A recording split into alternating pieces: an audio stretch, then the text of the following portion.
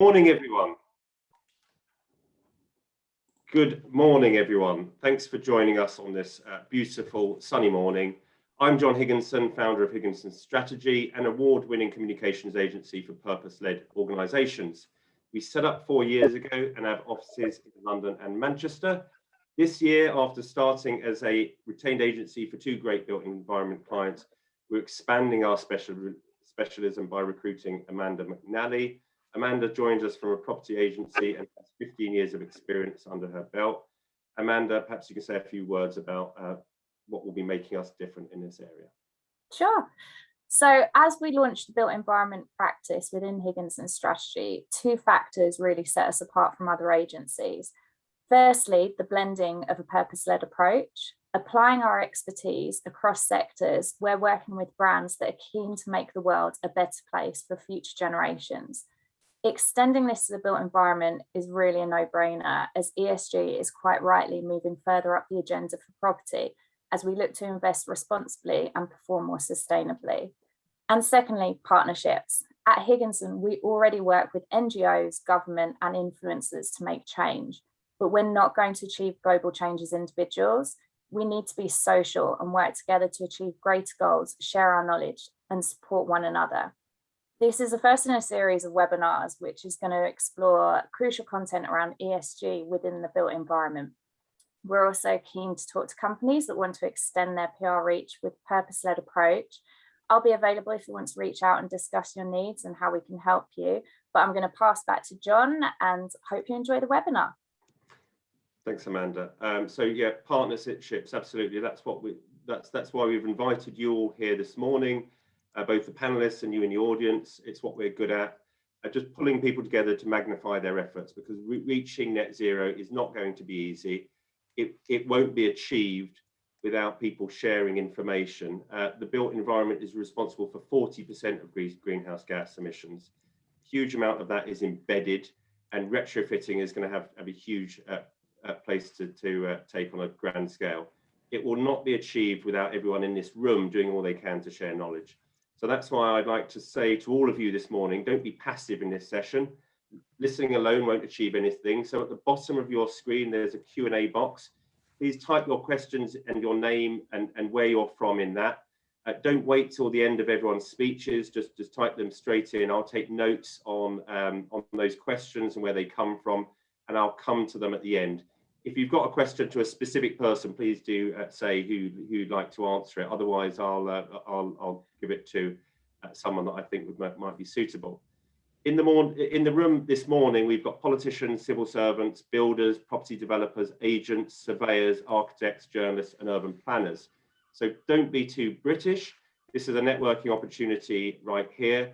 So I know selling doesn't always come easily to us, but do share. If you've got knowledge and you're doing something well, share it in that side bar that you've got there. That's the message space in that message board. Shout about your company's achievements, or if you've been doing something yourself, and add your name and contact details in there as well. If you like, we will collect those and we'll share those with other members of the audience afterwards and the panel, and for those that couldn't make it. And so with the housekeeping out of the way, onto our panel. We're delighted to be joined this morning by the Right Honourable Philip Dunne, MP, Chair of the Commons Environmental Audit Committee. The committee are currently conducting an inquiry into the sustainability of the built environment, so our discussion is particularly timely. George Hammond is the Financial Times' property correspondent. George has written extensively on how property owners are meeting the challenge of slashing emissions. Phoebe MacDonald is a Senior Policy and Public Affairs Advisor at the Royal Institute for British Architects, where she leads on sustainability and climate action policy. Jestico is Director of Sustainable Design at Savills Earth. In fact, I think he starts tomorrow. He has spent more than 15 years specialising in sustainable development. Richard Pickett is Regional Head of ESG, London and the South of Willmott, Dixon. Richard has worked in the construction industry for over 13 years, following a decade in the energy industry, where he managed and delivered carbon reduction programs. Welcome all of you. I'll give each of my panelists up to 3 minutes to answer the question to this event. How can we achieve net zero in the built environment by 2050? So before bringing in our audience for questions, so those questions will come in afterwards. So as our resident, as the MP on the panel, and probably the person who's able to speak on these panels the most, I'm going to bring you straight in, Philip Dunne, if you'd like to open the discussion. Well, thank you, John, and thank you for inviting me to join you today, and good luck with this initiative of yours.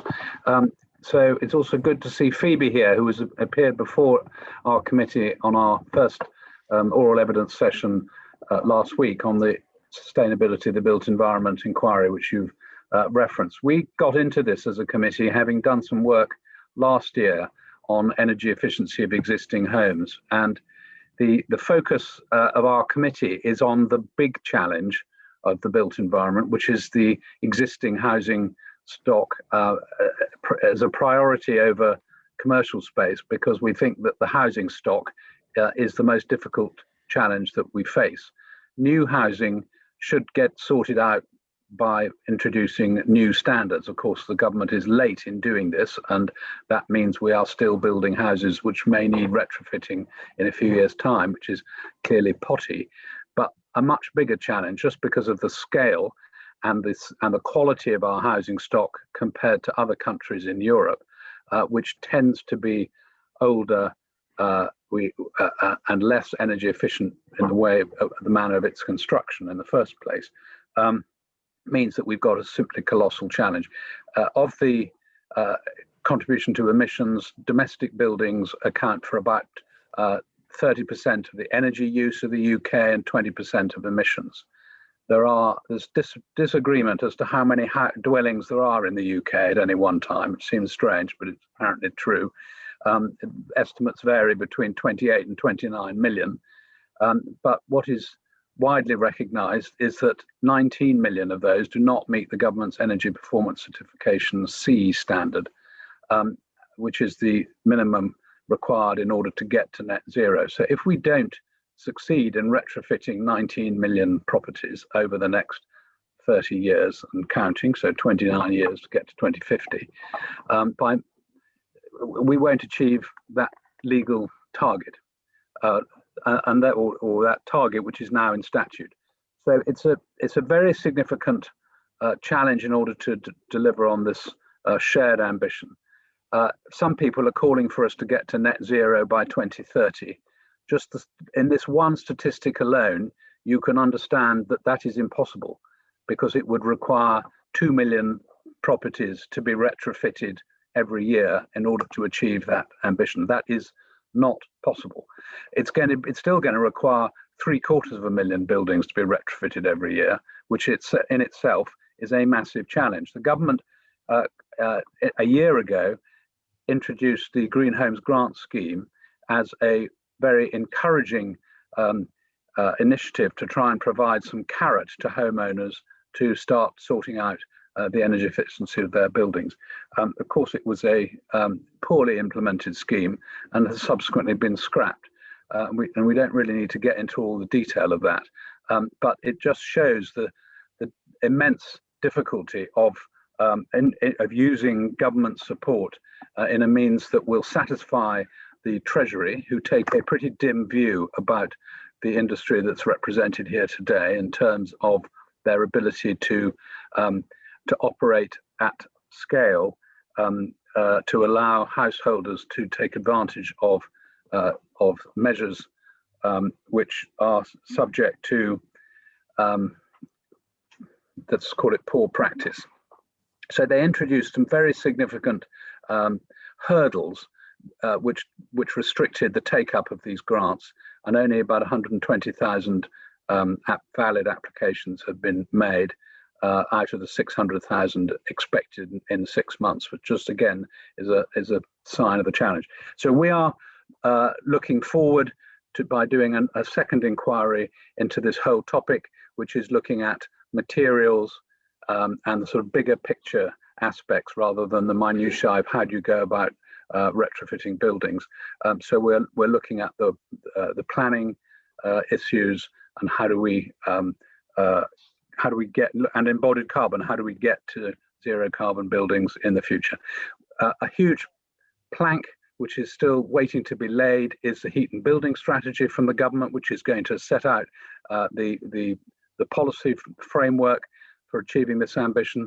It's been delayed due to COVID and then delayed due to disagreement within government as to how it's going to actually work. There's a lot of debate going on at the moment between the various organs of government as to what structure can be put in place to provide both carrot and stick to achieve this ambition. And we're now expecting it in the autumn. So it's eagerly awaited, and until it's there, there's very little for individual companies to go on in order to understand what framework they'll be operating in. So it's absolutely vital. Great. Okay. Thank you very much for that, Philip. So kind of summary of that is 2030 is absolutely impossible, as some have claimed to push for, and retrofitting will be absolutely key in this. Phoebe, can I bring you in now with your view on RIBA? Thanks. So Philip's obviously discussed a lot about existing homes, so I'm just going to touch on new homes for a minute. So in June 2019, the RIBA declared a climate emergency, and we believe that architects have a key role to play in reaching net zero. So a lot of architects are already designing low carbon and net zero buildings, but to reach our climate goals, we must make sure that all buildings are using the right metrics and setting adequate targets to get to net zero. To help our members work towards this goal, we created the RIBA 2030 Challenge, which sets targets for operational energy, embodied carbon, potable water usage, and other health and wellbeing metrics. The targets are challenging but achievable, and we've set step targets for 2025 and 2030 to get us on that path to net zero. But we believe we need to start measuring operational energy as a key metric to reaching net zero. Currently, only regulated sources of energy are measured, but unless we look at a whole building, we'll never really understand how we can get to net zero. The energy use of a building is only one element. We must start regulating embodied carbon targets for buildings. There are significant carbon emissions embodied in the materials used to produce, operate, and maintain buildings. And as the grid decarbonizes, the proportion of the carbon emissions that come from these materials will increase. So we must start measuring embodied carbon to make sure we aren't inadvertently choosing the wrong materials that are too carbon intensive. And we must urge the government to set targets for these in the building regulations.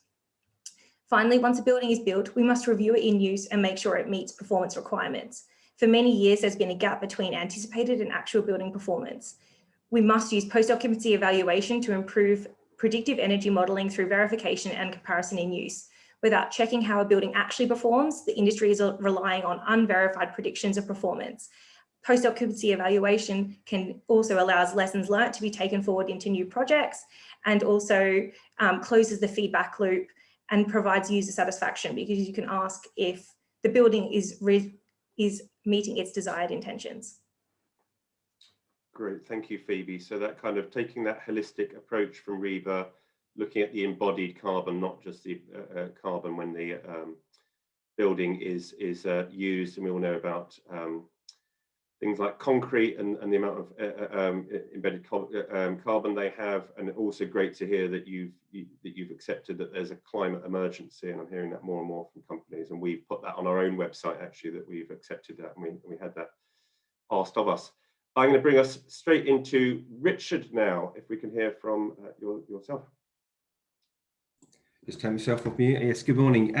Yeah, just for those who don't know, obviously Willmott Dixon, we're a tier 1 construction contractor. We predominantly work in the public sector, delivering public sector buildings such as the one behind me, which is Harris Academy in Sutton.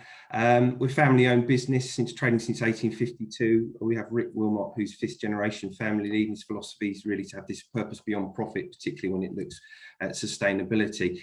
Eminent sustainability campaigner Jonathan Porritt sits on our non-executive board and influences our sort of sustainability journey, certainly over the last 10 years, where we've sort of slashed our carbon emissions by 59%, and recently delivered projects such as Harris Academy, which was a passive house solution, which is really a key project to delivering this net zero journey, particularly in terms of looking at the performance gap, which Phoebe just mentioned, but also quality of construction.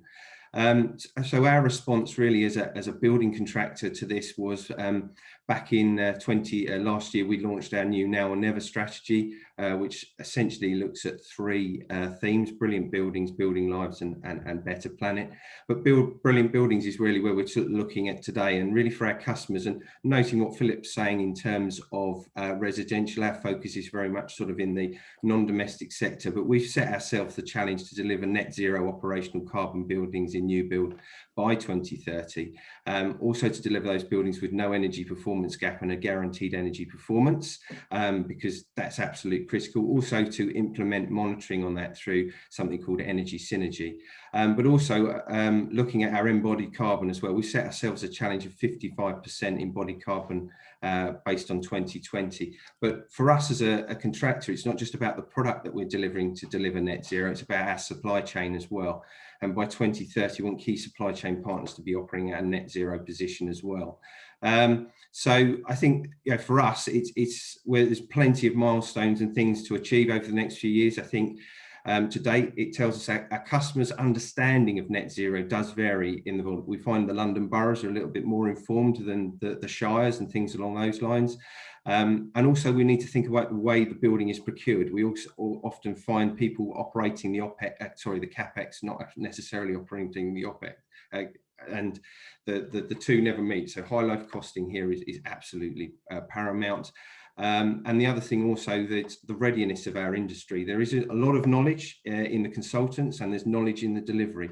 But there is a skills gap within construction, and we need to make sure that the individuals coming into the industry over the next 10 to 30 years have the skills, which means that the schools, the colleges need to be providing the education to deliver this as well. So looking forward to today. I think I'm bang on 3 minutes, so back to John.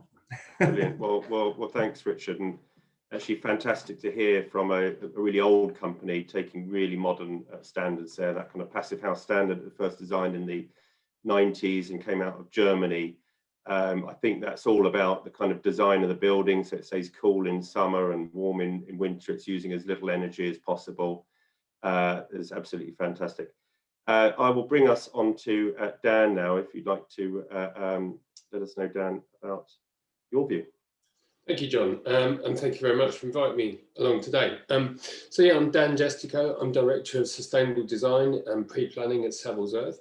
Savills, as you know, is a multinational property consultancy, and within the Savills Earth team, there's 80 specialists spanning a range of disciplines, all looking at bringing environmental, energy and net zero matters together under a single roof. So within the team, we believe in a system-wide approach of looking at net zero. That has to start at the top with thorough, robust and transparent ESG policies. The pension funds that we all contribute to, they want to make sure they're not financing stranded assets. They want to make sure they're financing assets with long-term value. That means assets that are ready for a net zero carbon 2050 economy. So making sure that those strategies are in place is of critical importance. The next stage is obviously delivering on those strategies, making sure that you're walking the walk as well as talking the talk, and that you've got the monitoring and reporting frameworks necessary to record and monitor your carbon usage as you go through the property life cycle. And then through that implementation, it's all about the realisation of these strategies and what does it actually mean for the built environment. So we can do this at a portfolio or an asset level. We can talk about your building design, your planning strategy, your asset lifespan, and establish your own net zero carbon pathways. There's lots and lots of different tools out there, but we have to recognise that every single building is different, every organisation's goals are different, and their investment structures are different.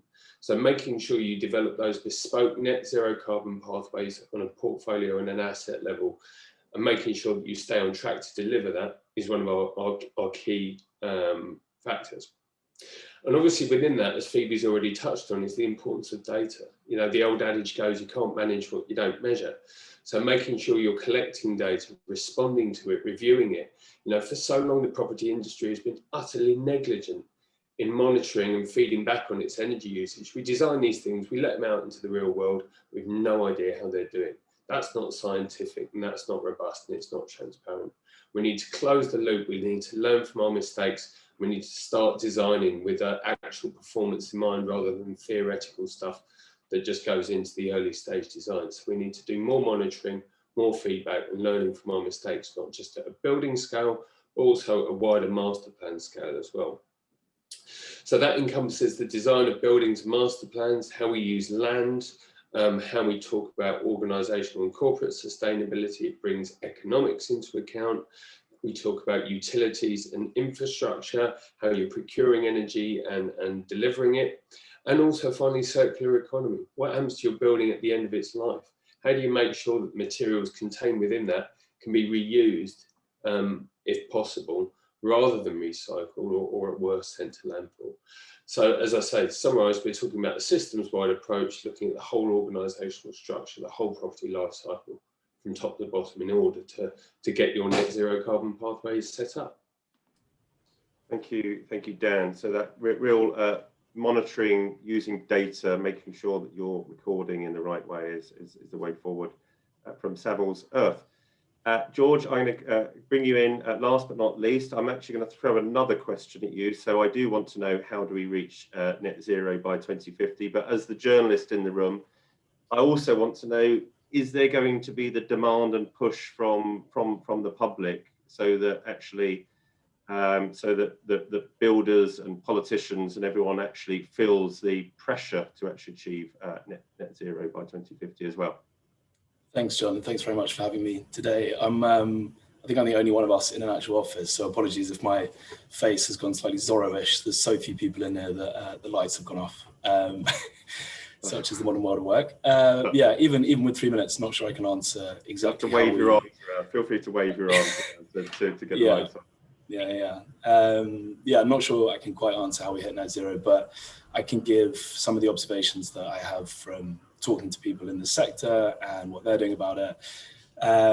So I cover housing, shops, offices, commercial and residential property. And there's obviously huge issues in each of those sectors, the future of the high street, the future of the office. And what has been very striking is that even while COVID has made those so much more urgent, that we've had climate very, very close to the top of the agenda for developers and landlords despite that. So that is the very heartening side of things. And I think that's the distinction between the financial crisis in 2008, where it really did slip down the agenda. But I think in terms of answering how we get there, it's a very, very tricky question. And if I'm being honest, I think even those who I speak to out there, and Richard, you spoke about your aspirations to get to net zero by 2030, the developers are committing to do so, but I'm not sure there is a very defined roadmap for how we achieve that. I'm not sure it's possible to have a very defined roadmap for how we achieve that, absent some pretty profound technological advances and refinements. So that's the kind of cynical side of things. In terms of what might help with that, Philip touched on this, but some clearer government direction. The Green Homes grant was botched in its implementation, I think, and being removed after 6 months is probably a demonstration of that. And yeah, government policy, I think, has to get a little bit more aligned and a little bit clearer on that. The white paper, COP26, all of that is likely to help, but there's definitely more to be done there. From the industry side, I think we'll touch on this a little bit more later, but certainly in the conversations I'm having, the aspiration is there, but there's an acknowledgement that a lot of these targets are a moonshot and that we need, clearer advances in technology, sharing of best practice, more robust frameworks, better data, all of the things that all of you have touched on, and I'm sure we'll come to in a bit more detail. We also need a shed load of financing, both from private sources as well as the Treasury, and I'm not sure that has quite been worked out yet. So that's my slightly miserable take on the challenges ahead, but hopefully I'll be more positive after this session. And in terms of what the public think about this, I think it's a massive, massive area of public concern. And I think going back to, it'll be very interesting to see what happens at COP26. Going back to COP21, that was obviously such a profile raising event for this issue.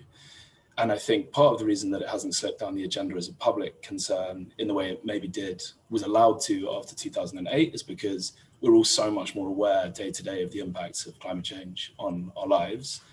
So I think it's unlikely to slip this time around. All of that said, you can have an awareness of the big issues, and I certainly think that's true for homeowners, but when it comes to the granular detail of how that becomes policy, how you're going to finance transforming your home, whether you're going to be incentivized or motivated to do that, I think there is still a gap. And in fact, the government white paper talks quite extensively about that. So again, I'm sure Philip can fill us in on more detail there. But yeah, I think there's no issue with aspiration, but perhaps with the detail around how we get there, that's what's lacking. Okay, thank you, George. So from the public and the FT and others, I'm sure there'll be pressure now on those targets that sometimes politicians set and don't actually meet, or they're far enough off that it's not them having to meet them. It does bring us into one question from our audience. So thank you to all the panelists for those opening remarks. It's an anonymous message. So do please give your name and where you're from if you can. But they've asked, how can we incentivize the public to undertake costly and disruptive retrofits to improve the energy efficiency of homes? And I think this is probably a good one to come to, Philip, who's talking about retrofit. One really interesting stat that I read recently is that 80% of the buildings that will be in the UK in 2050 have already been built. So for all the work that we do on new biz and all the sexy stuff on new biz homes and buildings, it's the buildings that are already in this country that are already making up 80% of those homes. So we know, as George has touched on, some of those grants, solar panel subsidies have come down in recent years. How are people living in drafty Victorian houses and all the rest of it, Philip, going to be incentivized to double glaze, get solar panels, insulate, all those things that we need to do? Well, this is the 64th question. This is what heat and building strategy to tell us. The government in its on a manifesto which put 9.2 billion allocated towards improving the built environment's energy efficiency, but virtually none of that was allocated for owner occupiers. So it was going to the social housing sector in large part and to public buildings. What was encouraging about the Green Homes Grant Scheme was that 1.5 billion was allocated to owner occupiers through a scheme of support, and that suggested that the government realised that owner occupiers are going to need some help. The Climate Change Committee have done some calculations based on very broad assumptions about what it costs to retrofit a home, and have more or less worked on the assumption that the hard to retrofit homes won't get done, so that they've come up with a set of calculations which I think average something like £7,000 per property, which our committee thinks is a significant underestimate of the cost, because although it may cost of decarbonising fuel sources to go electric through heat pumps will come down as the scale of heat pump deployment increases. We currently install about 30,000 heat pumps a year. France installs 150,000. The government ambition is to install 600,000 a year by 2028. That is achievable because half of those will go into the new homes that Richard and his colleagues are building. And that's a relatively easy thing to do because you're not retrofitting them. To retrofit with a heat pump is ineffective unless you create a house as an insulated box. And my constituency is on the Welsh borders, very rural. A large proportion of our properties are off gas grid.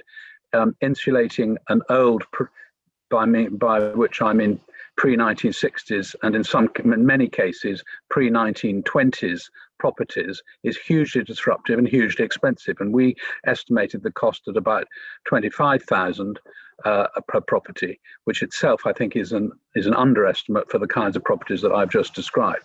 So that's going to require a degree of government support. I think the cost of some of this will come down, and so I'm not suggesting that the government needs to pay for all of that, and it will be a series of carrots and sticks, but the pressure to put in place some form of support is coming down the track very fast. The mortgage companies, for example, Nationwide, which is the largest provider of domestic mortgages in the country, have made a policy statement that they will have 50% of their mortgage book at EPCC by 2030. To do that, they will have to pretty much stop lending to properties that don't have that rating. So that's 2/3 of the properties in this country, and that's going to impose, a requirement or a blight on properties that don't have that rating, and that politically is really, really significant. Thank you. We've got a very bright audience here. We have a policy recommendation already, and I'm going to come straight back to you, Philip, with this one. James Foster of Foster Papatidou Architects has said, could we potentially have zero VAT for sustainable refurbishments now that we don't have the Green Homes Grant? What do you think about that idea, Philip? Well, I'm delighted you've raised that, James, because it was one of our recommendations from our report in March, dismissed by the government, not surprisingly, because they don't make tax policy up in responses to Environmental Audit Committee reports. But I would look to the spending review to do something straightforward and simple like that. I mean, you can get a reduced rate of VAT on a heat pump installation for a small property where the labour content is greater than 40%, but that only applies to a pretty small number of properties. I think that would be the single simplest thing that the Treasury could do. Good. Okay. Well, that's certainly something that's in our range. So I'm going to say on this meeting right here now, we will write a letter asking for that recommendation. We're going to try and sell it into the FT, and all the people listening, we will send it to you to sign that letter asking for zero VAT. So that's what we do. It's straightforward lobbying out in the open, and we'll do that. Now, I'm going to bring straight on to a question to Phoebe. So Alex Davies has said, does it make sense to have two sets of targets? So we've got this 2050 set of target for net zero. 80% of homes are already built. Would it make sense to have an earlier target potentially for those new builds? Yeah, I think that would be really ambitious. And as I touched on earlier, we know a lot of homes especially are already being built to net zero standards through passive house.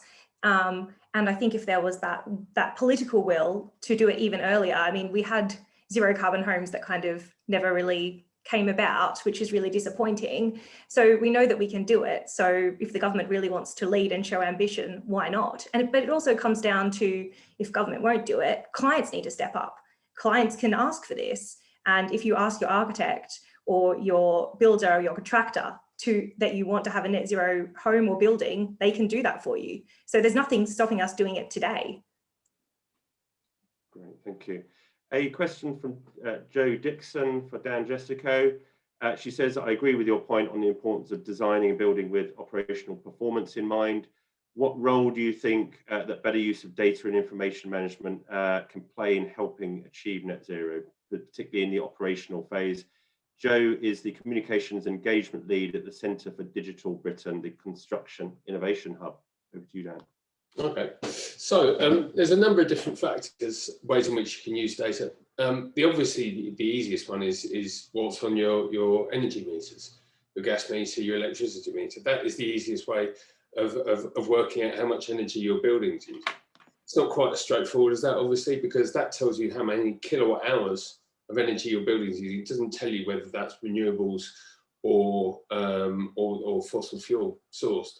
So we should be exploring our relationship with our energy providers and trying to encourage people to take up green energy sources, not just through RIGOs, but for bigger schemes through power purchase agreements, where you're investing directly in the development of additional renewable energy supplies. So you're basically part funding the development of new wind farms, new solar farms, through your power purchase agreements, which guarantee your energy is going to be provided by renewable sources for a sort of long period of sort of say 20 or 30 years, which is very, very good for landlords because it gives them security of supply and also allows their tenants to benefit from a zero carbon energy tariff. So there's that sort of thing. There's also, in terms of the embodied carbon, it's feeding that information down the supply chain. So if I say to some of my suppliers, right, I need to know what's the kilograms of carbon per, I don't know, square meter of plasterboard or something like that. They'll say, well, I don't know that. Right, okay, but they're going to go and ask their supplier. So what we need to do is we need to start asking those fundamental questions about what the carbon footprint of products and services is, so we can start factoring real-time accurate information into our calculations. There's benchmarks out there and they're pretty good, but they're not 100% there, and they don't allow you to take all those interventions into account, like sustainable transport, sustainable production methods. So we need to be asking our supply chain, what is the embodied carbon of your footprint? What is the embodied carbon of your product? And if they're not able to provide it, then we should be seeking to source our products from someone who can. Even if they're not able to say, yeah, this is 100% brilliant, sustainable, at least they're asking the question, at least they're providing the data, because once you've got that data and you've broken it down, you can work out where your carbon footprint is, then you can start working out how to target your activities. And that's as true for buildings as it is for manufacturing. You need to analyse and break down the different sectors before you can say, right, we're going to target our activities on transportation, for example, because we know that's where our biggest carbon footprint comes. So it's about asking the right chains of your supply questions so you can break down the different elements of the carbon footprint. Thank you, Dan.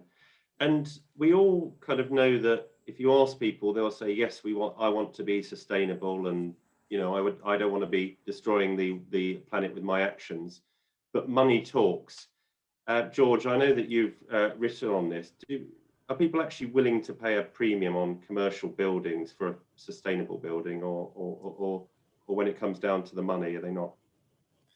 They seem to be. I mean, there's the kind of big conversation in the office market, at least at the moment, is on the polarization, the bifurcation of the market between secondary, older stock, which is going to really struggle to meet rising environmental standards, and newer, kind of better equipped for well-being, better equipped for sustainability offices, which seem to be the things attracting demand at the moment. So if you're looking at the investment market, yields have held fairly strong on that top end, and elsewhere stuff is not really trading in the same way. And I think in terms of the commercial argument, that is an incentive obviously for developers to go in and build to higher environmental standards. But actually the more interesting thing is to look at the other side of the market and the kind of stick rather than the carrot, I guess, which is this risk we've already, I think, mentioned, stranded assets. And that is a huge risk in the office market. If you have investors who've set their net zero targets, you have occupiers who've set their net zero targets, then you might find that there's a whole swathe of offices which are unoccupiable, uninvestable, because they don't meet those targets and have no chance of meeting those targets. And Philip was talking about the EPC ratings of homes in this country, and I think 2/3 falling short of where the government wants us to get to by 2030. For offices, it's a similarly bleak picture. I think in London, it's 5% of offices are currently EPC A or B. So there's a huge long tail of offices which aren't anywhere near the standard, and they risk becoming stranded. That obviously has huge implications for value destruction. So yes, there's a premium, and I think that's a premium worth tapping into if you're a developer, but there's also a massive risk for those that don't, which is probably the more pertinent place to do it. Yeah, exactly. We are led by fear quite often rather than the other way around. Richard, is that something that Willmott Dixon are seeing as well? Do you find that your customers appreciate that and are willing to pay more? Whenever we sit down with customers and we start talking net zero, their reaction is always, is it going to cost more? So yes, but I suppose the reality, it's a bit like going on the passive house journey. It's actually educating the customer to understand that, if you look at a passive house, for example, the Sutton School is a classic. It's really, yes, there is more investment in the fabric, there's more investment in making sure it's airtight, but actually there's not so much money invested in the heating system. Then the Harris Academy School runs off 2 domestic boilers, not a massive boiler that we'd normally install in a school. Wow. So whilst some elements, sorry. And how many pupils have you got at that house? I think it's 1,200 if I remember rightly. Wow, so, running on 2 domestic boilers. I think the other thing also with the net zero journey is you can't just build, you can't just take a building and just use it. You've got to understand how to manage the building. And the classic example with this one is that, because passive house works on people being in a building, what we found out with shutdown is you have to use it in different ways depending on your occupancy, because if you spread people out thinly, it doesn't get so warm. But if you bring them together, I appreciate with COVID that's been a bit of a problem, but you know, it's the way things are managed. And sort of picking back on what Dan's saying is, one thing that we're now introducing on all our projects is this energy synergy idea, that we monitor the building from the moment it's handed over, so customers get the information that they need. So that, you know, in Birmingham, for example, we did a university, the software highlighted an issue, we could go back to the customer and say, let's go and investigate that issue. And ironically, they were leaving some sports equipment on, which was draining a lot of power, and have actually changed the procurement policy because of it. So you've got to, you can't just, it goes back to that OPEX CAPEX argument I said earlier. So customers are becoming more aware, and I think go back to what I was saying, in London and places like that, they know that the net zero journey is about to start. Some places, I think, they're still a bit in the dark. So we've got a question from Claudia Conway, who's the journal's editor at the Royal Institute for Chartered Surveyors. She's asked, the financial institutions behind real estate seem finally to be seeing why they should be taking sustainability seriously. What's the best thing they can do to support it? I don't know who's the best person to answer this. I'm going to throw it at George, because it's talking about financial institutions, if no one else has got the answer. But George, do you want to have a crack? Not finance developments, which are going to have poor performance, I think. I mean, you know, this is, if they're all setting their own net zero targets, then it ties their hands to what they can allocate finance towards. And I think certainly in the commercial sector, that's already having a big impact, and it comes back to that point you're making, doesn't it?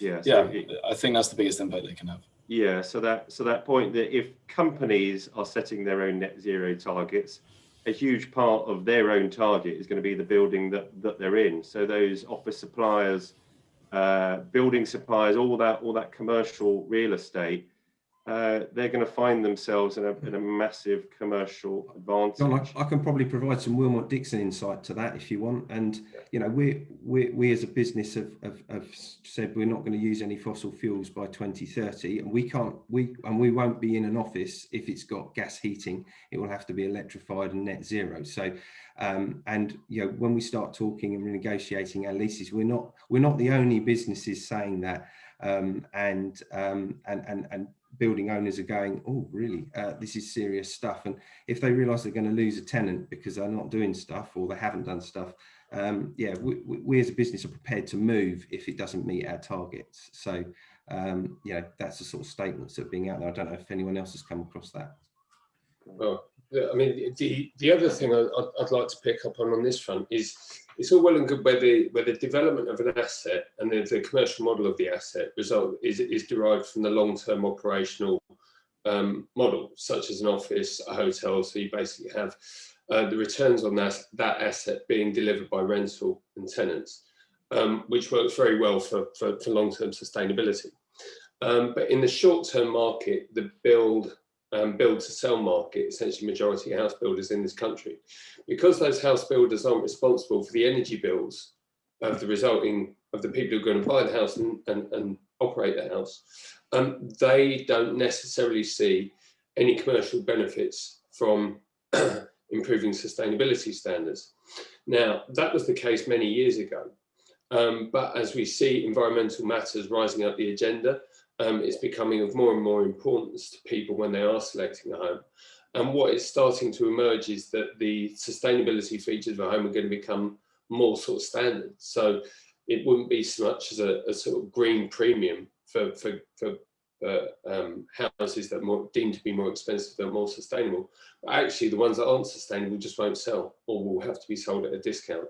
So the incentivization for those financial institutions should be driven by customers, should be driven by people like us when we're looking at our new homes, and maybe working out if there's an incentive in terms of a stamp duty escalator that incentivizes the purchase of more energy efficient properties. Good point. We've got a few more questions, but I actually want to bring us back to COP26. We haven't really said enough on that. What are people in the room hoping from COP26? What looks good for sustainable built environment? What should we be asking for and expecting of governments around the world? And I'll bring Philip as the politician. I'll bring you in first on that. Well, I think that's a very big challenge in relation to built environment. I think COP26 is looking rather more at how governments are going to fulfill their commitments, and in particular to fund the developing countries to be able to meet their commitment, the expectations on those countries. And in relation to sort of building materials, I think a big part of it is going to be how do we encourage countries to become more self-sufficient and less reliant on chopping down forestry around the world in order to help build the growing demand for timber. In this country, we produce about 40% of our timber needs at the moment, and we are in the process of rewilding forests or allowing jays to repopulate conifer plantations that have been chopped down. We've got to have a very real discussion about land use and how do we create building materials to use ourselves rather than take the easy option of importing them from Russia or Canada, because that is not sustainable. So I think it's a huge discussion, much wider than what's going on at a local level. This is about.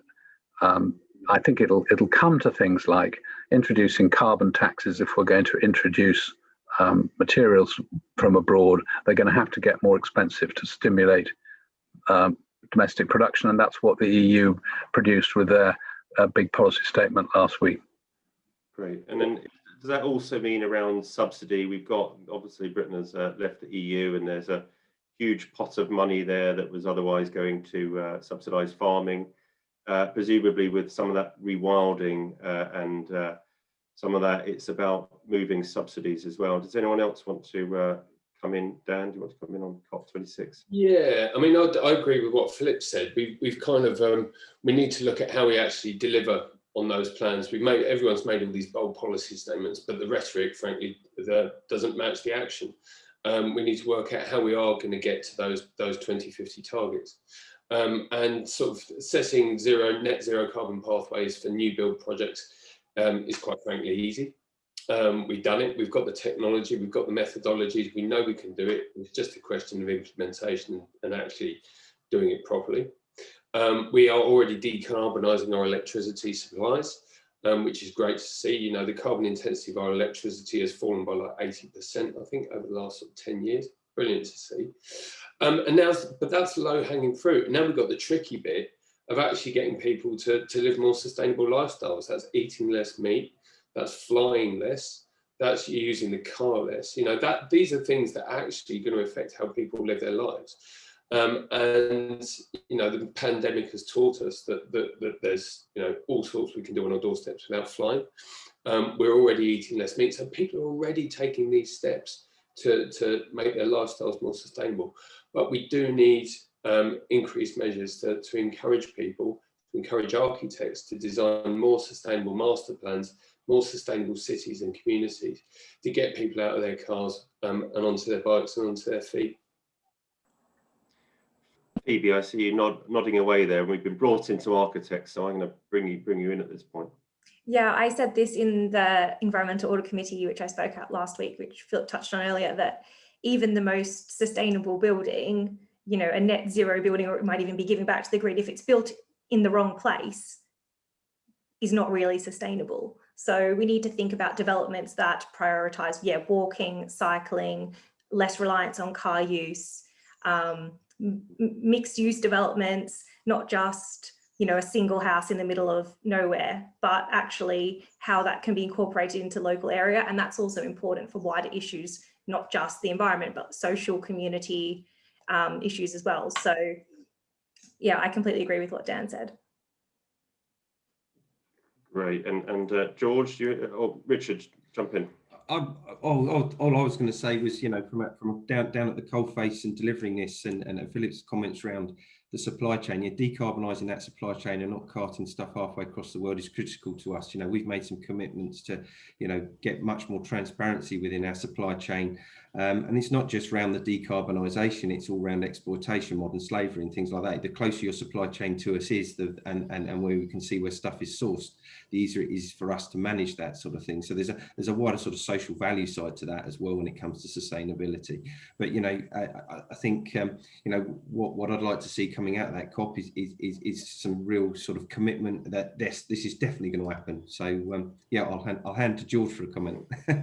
Let's have a very consensual panel. Yeah, no, just to agree with everyone else. I think that the theme that came out from what you're all saying, which I would definitely agree with, is that you have to take a very holistic view to this issue, and whether that's Dan touching on for sale house builders kind of moving on from site and washing their hands of it, or whether it's the UK relying on imports from Russia for their timber, you have to not just kind of put the issue off your balance sheet, as it were, whether you're a developer or a country. And I think this is true in the offices market, which I covered the most probably, and it's you have this like issue that if you're a big occupier, if you're Google or if you're Bloomberg, whose office is just down the road, and it's this great, shiny, very low emitting office, that's wonderful because you're sat there and you can say we're Bloomberg and we don't emit anything. But the build cost is still pretty phenomenal, and the emissions associated with that, even in that very low carbon intensive construction, are perhaps worse than they might have been had we just retrofitted an existing building. So I think you have to take this life cycle approach, you have to take a holistic approach, and hopefully COP being at the kind of supranational level can help set that target, set that framework in a way that then filters down. But yeah, I would agree with everyone else on the panel. Well, I'll throw in something that is potentially a challenge then to Philip. So Philip, if we put in place something where imported items have a premium charge placed on them compared to local items, how does that work with the kind of global vision of Britain and how and working with other countries? If you're just putting an import tax essentially on materials that are coming in. So the idea of a carbon tax adjustment is being considered by governments around the world, by our Treasury at the moment, alongside the Bank of England, and I think it's something which is quite likely to come. It's the best way to sort of stop this sort of carbon exporting by, we've gone through a process of reducing manufacturing of energy intensive activities in this country, and they've been exported to other countries that don't apply the same environmental standards, and that's kind of bonkers. So I think, that's a well-known political expression, obviously, not often practiced. And I think we're seeing the EU leading the way here. The emission trading schemes was a start. They're now talking about a carbon tax adjustment. And I think it's a development that is likely to happen across developing countries. The challenge then is what impact does that do on non-developed countries? And are we effectively limiting their economic growth? So we've got to find a way of doing this fairly, but I think it's the kind of fiscal stimulus that nudges behaviour, and that's likely to be required in order to achieve net zero across the globe.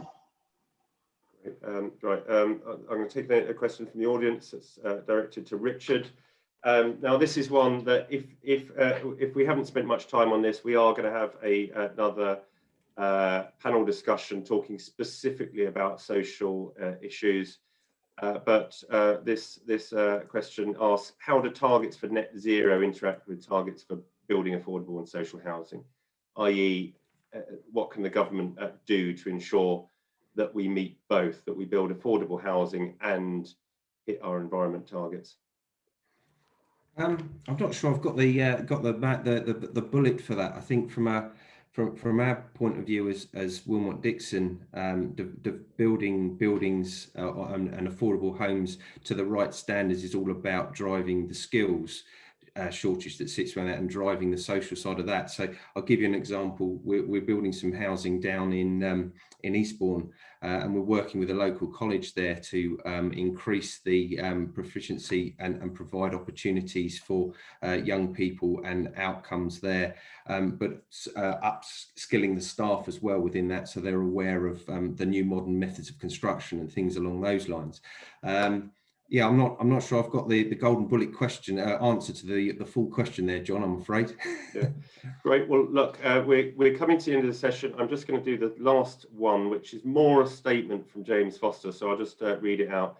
He essentially says that quite often what happens with architects like himself is they build in sustainability, and then when tender returns come back and there's a value engineer exercise happens, all these things get knocked off as nice to haves.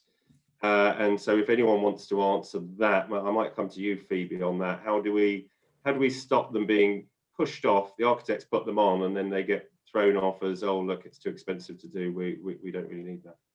I think it comes back to something that Dan said earlier about incentives. And if you think about other taxes, I know we've talked a little bit about VAT, but yeah, stamp duty. For example, if you have a sliding scale of stamp duty where more energy efficient homes pay less stamp duty than energy inefficient homes, it's actually going to incentivize people to put those energy efficiency measures in, because they will be able to sell their property for more because they'll be paying less stamp duty. So I think we need a national retrofit strategy, really, and part of that is incentives. And 1.1 million transactions, residential transactions a year. So that's a lot of homes that could be retrofitted if you use a stamp duty incentive. You could also get a rebate if you move into an energy inefficient home and put in those measures within a period of maybe 2 years. You could get that stamp duty back. So that's another way to incentivize people. So I think, it's not a silver bullet, but I think that is a good way to incentivize people, because it will add value to their home. It will save them money in the long run. And there's a lot of transactions that could be applied to. Dan, George, Phoebe, Philip, Richard, thank you very, very much for giving us your time this morning. It was a hugely stimulating discussion. For those of you in the audience, we will share this film on YouTube at some stage, because there's lots of people that said they'd like to have come along that couldn't. For those that put notes in the chat as well, we will share those with people that want them. I have made a promise live on here that we will try and push for Philip Dunne's and the EAC's zero VAT on sustainability. So thanks for flagging that one, James. So I'll come back to you and we'll get a public letter together, and we'll put pressure on the Chancellor to try and get that into the autumn statement. So thanks very much indeed for all of you this morning. Thank you. Thank you.